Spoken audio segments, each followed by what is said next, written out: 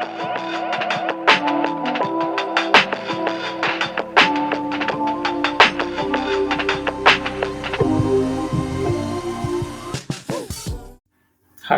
this is Murlidhunu. In this video, let us discuss about why we need to move our applications from data center to cloud.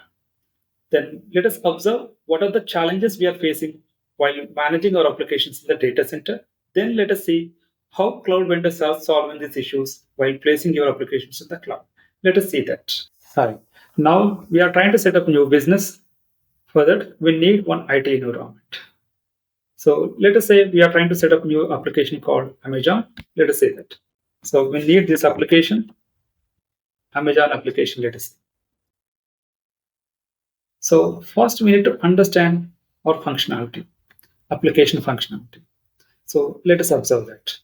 So here you can say this is the Amazon application. So Amazon. So whenever users are trying to access this website, first they will try to log in. After that, they will try to observe catalog. What are all services, products available in this website? So those are all things will be available under catalog service. Let us say catalog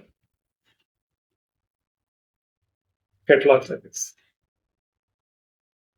And after that, once you select the item, let us say here you can see some refrigerator. So here you selected some refrigerator. Then once it is done, so here you can do some add to cart. Right? We need add to cart service. Other service called add to cart service.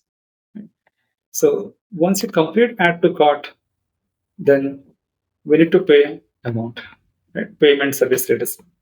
Right? Once you complete add to cart, right? So then you need to pay the money as well. So let us say payment service. Or checkout service also you can say payment service. So once it is done, so Amazon, they will try to deliver this application with your address, right? So for that, we need some tracking services. We need some tracking service. Okay.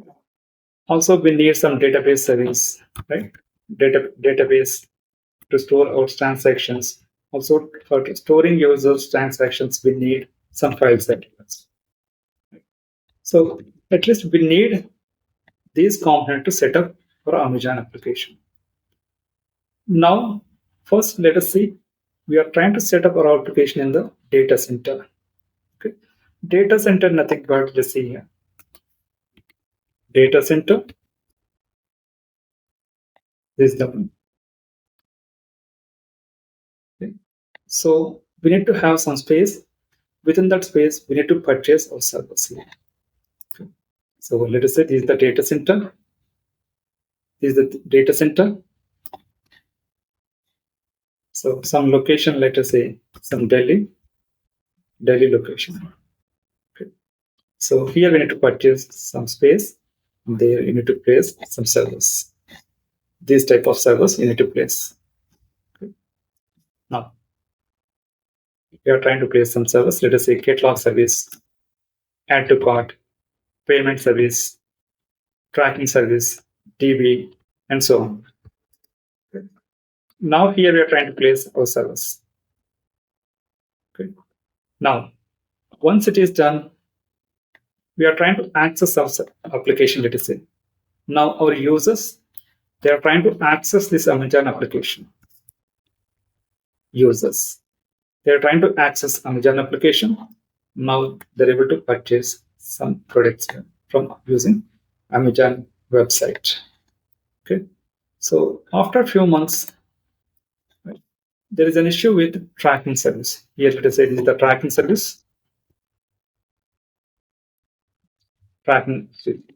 Tracking service.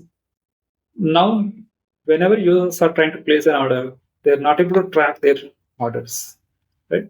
Because backend there is an issue with our server tracking server, right? So currently we don't have any high availability option here. if anything goes down, we don't have any alternate solution, right? So currently we are facing an issue like high availability issue.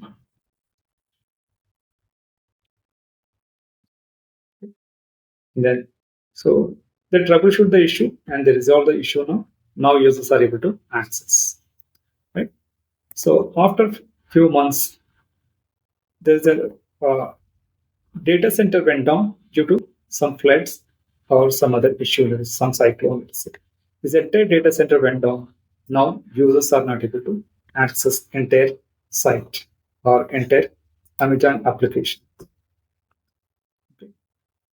So in this use case, business team first they are looking for some other alternative solution. So before that, we need to understand two more points as well. So whenever you're trying to set up any business, we need to understand two terms. One is CapEx, other one is OpEx. CapEx nothing but capital expenditure. OpEx nothing but operational expenditure. CapEx, how much money you need to set up this business, Amazon business, right? Entire center. Also, OpEx nothing but how much money you need to manage this environment, right? So we need to remember these two terms, okay? Whenever you're trying to set up any business, right? Now, next, now this entire data center went down. Business team decided to set up one more location, right?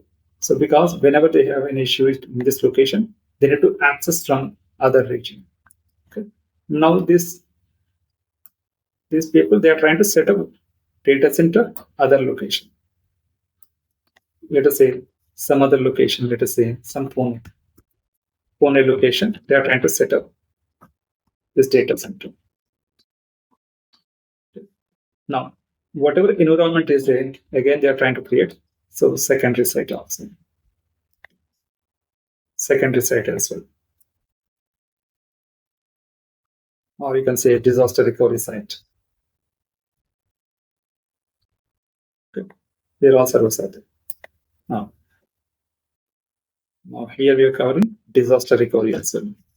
If anything goes wrong with first site, we can access our application from second site.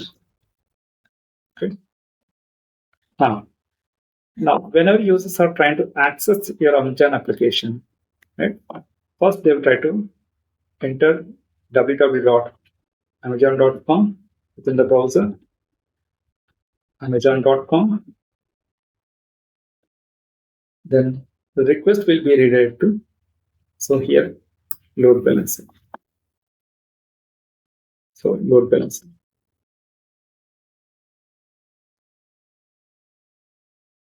Okay. So we need to have load balancer. Then this load balancer will try to redirect the traffic to correct region. So here we need load balancer. And again, one more thing you need to understand. Here we spent some amount, right? To set up your environment, we spent some amount. Also, we need to purchase load balancer as well. So we need to have some load balancer. Physical devices we need to have. Just see load balancing. Load balancer devices. Just remember, currently we are trying to set up our business with the traditional environment. Okay. So just see, remember load balancer, different load balancers. So we need to have load balancer, then we need to set up that. Once it is done, based on the load balancing rules, right? So here, let us say, we can say that whenever users are trying to browse this Amazon.com, traffic should be redirected to Delhi region. Okay. Delhi region. If anything goes wrong, then user should connect from second region. Right? So in this way, you can say that. Okay. First region, always they should connect first region. If anything goes wrong, then it should redirect to second region. Right? So in this way, you can say the load balancing. So here we load balancing. But we are spending more money. Also, we need capex as well as opex as well. We need technical staff as well. Okay. Now, so here we observe load balancing as well. So what is load balancing? Let us see here. whenever you're trying to connect any application, just see here. If your users are trying to access one application, Amazon, let us say, or any other application, right? Number of users are trying to connect this application. Okay. If the server goes down, these are the users. If the server goes down, we may end up with some downtime. Instead of that, you can place multiple nodes, same application nodes or servers, you can say. So instead of accessing your application directly, okay, so here you can place your load balancer. Right? Now, users, they are trying to connect first load balancer front end, and here you can distribute the traffic with multiple nodes. Right?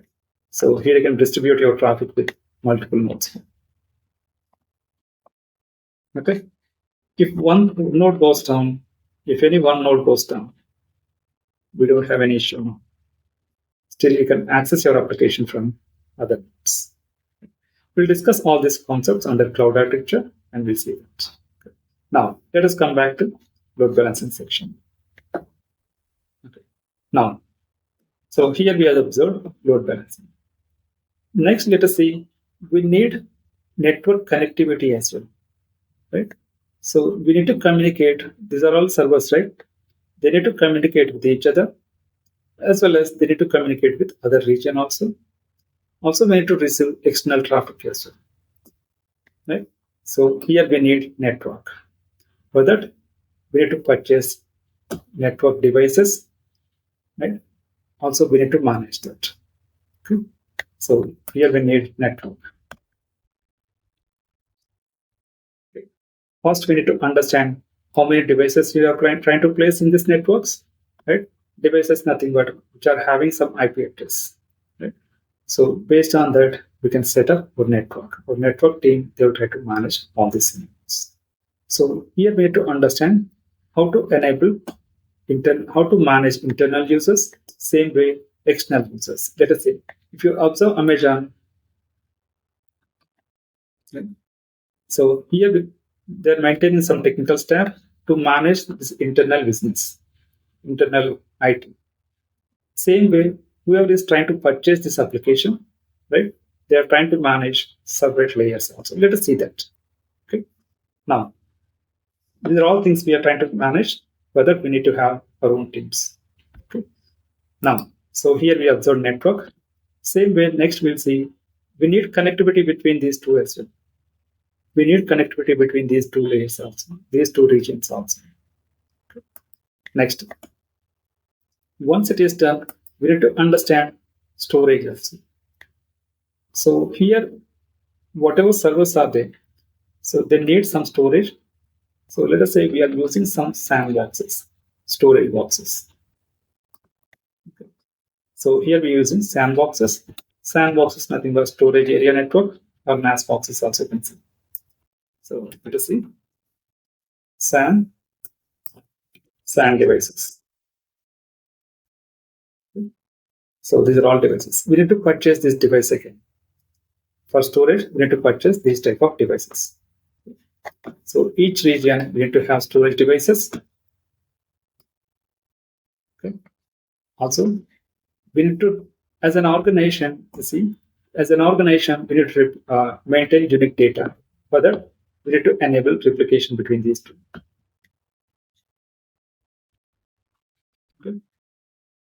Now, so currently we have only two regions. Let us say we are planning to expand across the globe, let us imagine, right? So in that use case, we need to have dedicated devices. Each region we need to purchase devices. Also, we need to set up some teams as well. Right? These are all challenges under storage as well. Okay. Also, we need to have security also. Next point, let us discuss security as well. So we need to protect our applications from internal hacking as well as external hacking. So internal teams, so if any teams having full access, they should not disturb any environment. Similar way, whoever is trying to access the application, let us say whoever users, they should not hack our applications or application. Right? For that, we'll try to maintain our own security team. Security team. So we need to follow these guidelines as well. OWASP.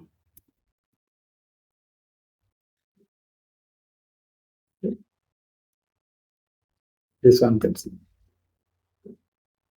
OWASP. So we'll try to follow these guidelines. So here, let us see.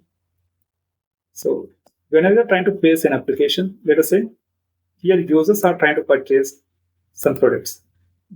While purchasing that, they need to provide some financial related information. Right? So we need to protect that. Same way, whoever is trying to hack the application, same scenario, we need to protect them. So what type of solutions we are using? Currently, let us say we are using some web application firewalls, right? Some firewalls, right? We are trying to set up. Okay? So we are placing our own firewalls. Let us say firewalls.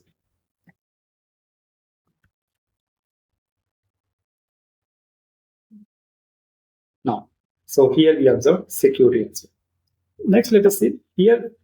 Users are trying to access our application, Amazon application.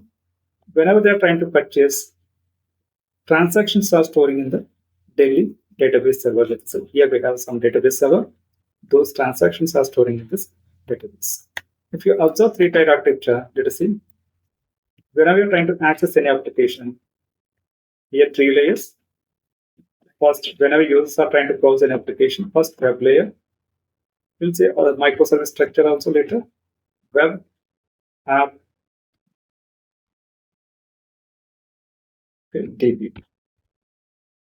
So first user will contact web layer. After that, business logic will be happened in the app layer. Business logic, nothing but the see here. So if you are trying to access this application, so or you can see IRCTC, or you can see IRCTC. Okay. So you need to give some input values, right? These are all things you can say business logic process, right? Business logic process. Business logic will be happened at the application layer. Once it is done, transaction will be stored in the database. Same way, Amazon also, here it is trying to store transactions in the database, daily database server. Now let us imagine there is an issue with daily database server, daily database server. Now, as per the load balancer, traffic will be redirected to Pune data center now. Right? But here we don't have any database dimension, or there is an issue with database. Right? So whatever items this user purchased, now he is not able to retrieve the data. He is not able to retrieve the data. For that, we need DB replication as well. DB or database replication. So here we need database replication also. Also, we need to manage our own databases. Also, we need to set up all these areas, database. So here also we need to spend some money, as well as we need more technical staff as well. Right? Now, so till now we observed some areas, right? Next, let us see. So as of now, our environment supports up to some 20,000 users. Let's see, some 20,000 users it supports. Right? 20,000 users. So let us imagine our server capacity. Let's see here. If you observe here, this is our laptop. So here you can see. So here you can see that these are all metrics, right?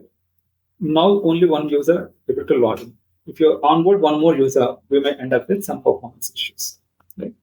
Similar way, now this server support up to 20,000 users. Let us say this server's capacity in terms of RAM, CPU, let us say 64 GB. Right? 64 GB. Now we can access only up to 20,000 users. This Amazon website. Once you, let us say, now user count is 50,000.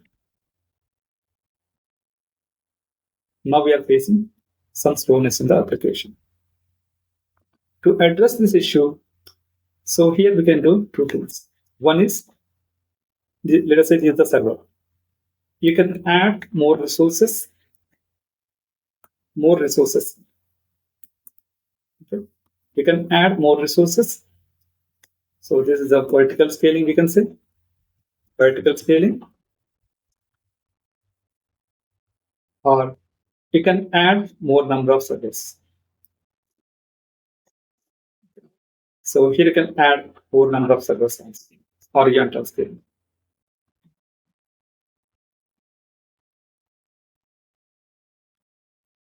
Horizontal scaling. But if you observe these two, right? So we need some time to replace or to upgrade your RAM, whatever impacted resource. So if you want to correct it, we need some time, right? So for that, but let us see here. Here we have some big sale limited to only few days, let us say some 5 days. Within that, we need to resolve it, but it may take long term. Right? So if you are trying to use this scenario, we need some other solution. Right? Currently, we may lose business. Right? In this scenario, we may lose business because it is taking some time. So, right?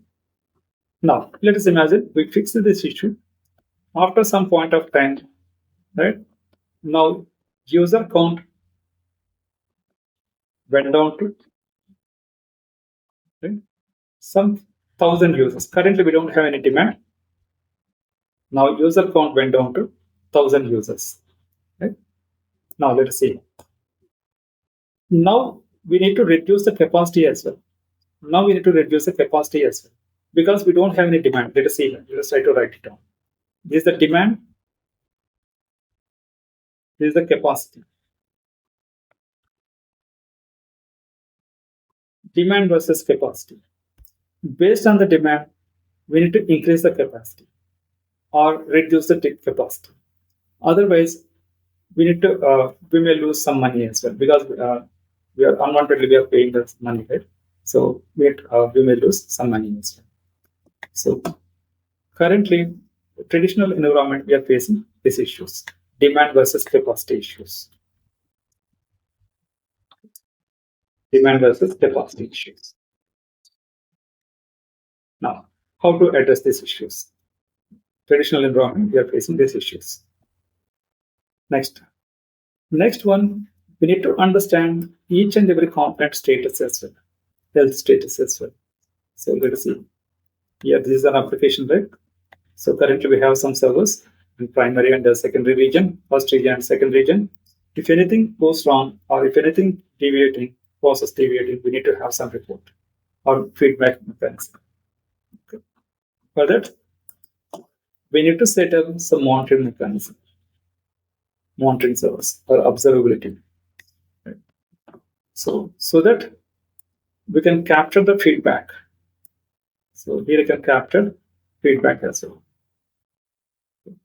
So here I can capture feedback.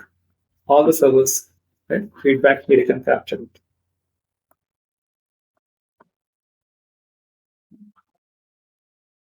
So here you can capture. So monitoring or observability.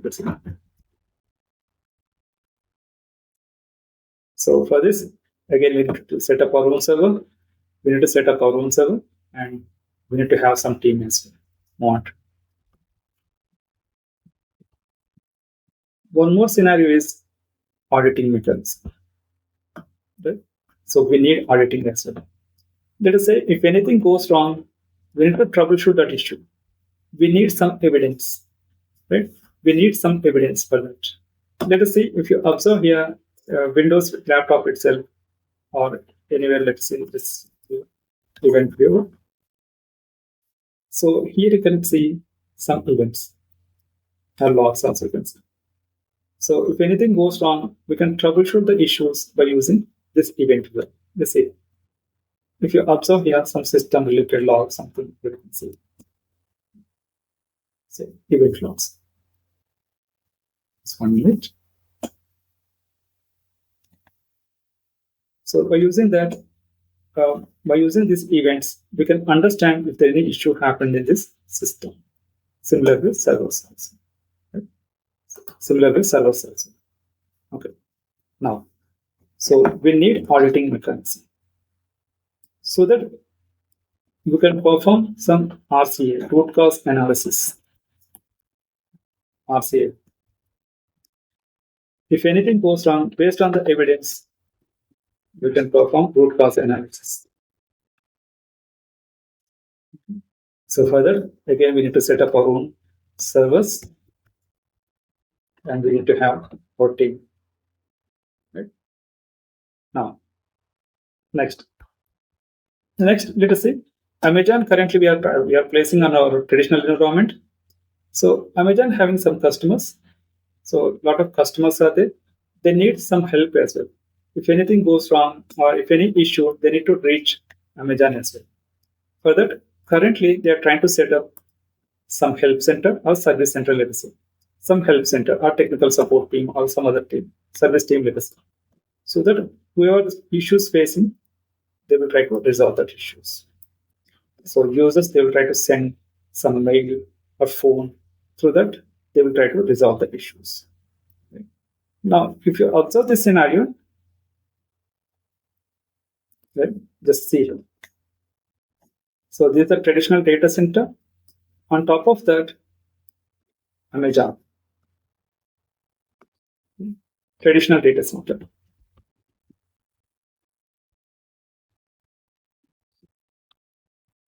Data center. This is the Amazon business.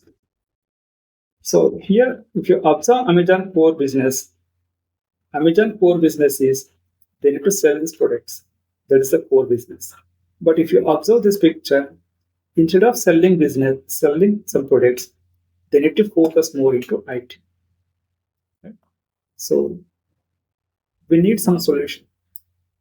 We need some solution for this. Right? For that, so here you can move your business. Right? Here you can move your business from on-premises to cloud. So you can adopt any cloud so that this core business, Amazon can take care of that. Let us say core business functionality.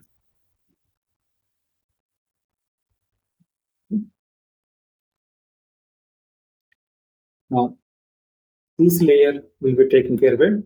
Data center, all these things will be taken care of. Cloud vendor. Cloud vendors, let us say, different cloud vendors. AWS, Azure,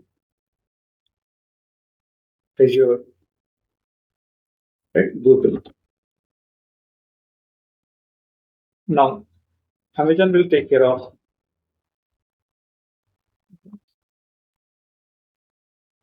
this core business.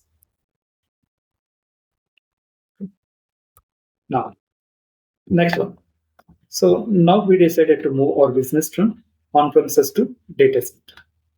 So now we need to understand how cloud vendors are managing this environment or data centers, their own data centers.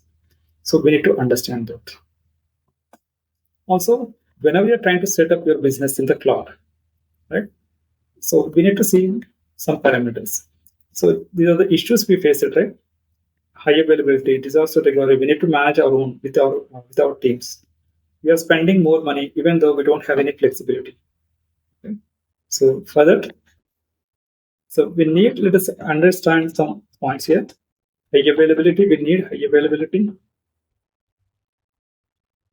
Scalability, we need scalability. Security, also we need to minimize the cost. We need operational excellence.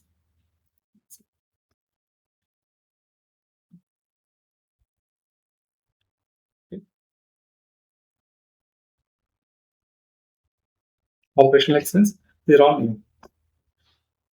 So for this, we can observe cloud adoption frameworks.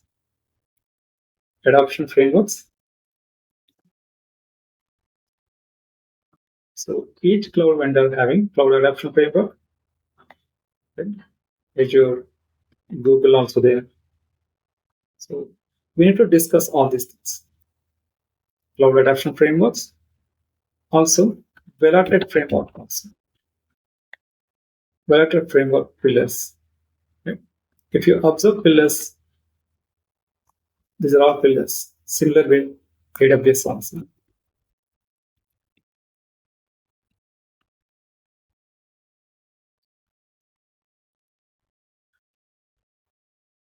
Also, the recent days we are seeing so many changes. Just here we observed one point, right? So let us say once you move your application to cloud, we need to adapt our AI services also. So just see, this is the service center, right? So instead of responding manually, we can set up our AI, we can utilize our AI services.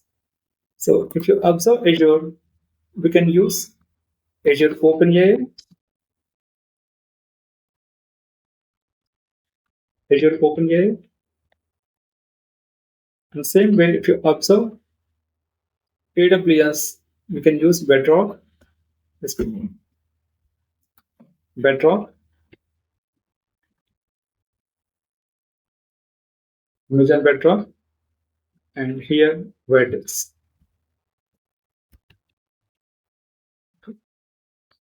So many solutions are there. Right? So our course, we are going to concentrate cloud architecture as well as administration. So how to set up best environment? Let us say here. Currently, we are discussing only Amazon. Let us say you are working with some company called some Infosys. Let us say, right? Infosys. Infosys. So one year working with some clients. Let us say some bank, some HDFC bank, and after that we need to work with some other clients. Let us say some Amazon. Right? After that, we need to work with some other clients, let us say some LG. These are all different domains, right? Based on the domain, we need to understand how to set up best architecture. After that, how to manage your environment. We are going to cover all the scenarios, cloud architecture plus administration.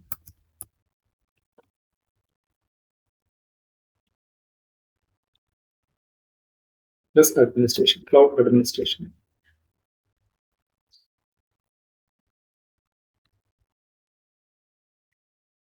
Along with real-time scenarios, we try to cover that. So till now we observed why we need to move our application from on-premises to cloud, and what are the challenges we faced in the traditional environment.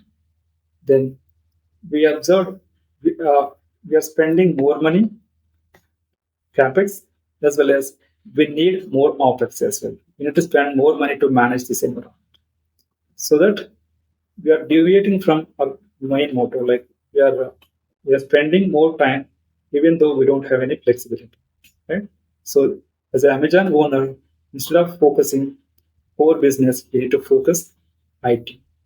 Now, once you move this application from on-premises to cloud, so Amazon, they will take care of core business. Remaining things will be taken care by cloud vendor. So here we'll try to cover how to migrate your application from on-premises to cloud as well. So please see the documentation below. And here we have mentioned the links related to our course. Please see the link. Thank you.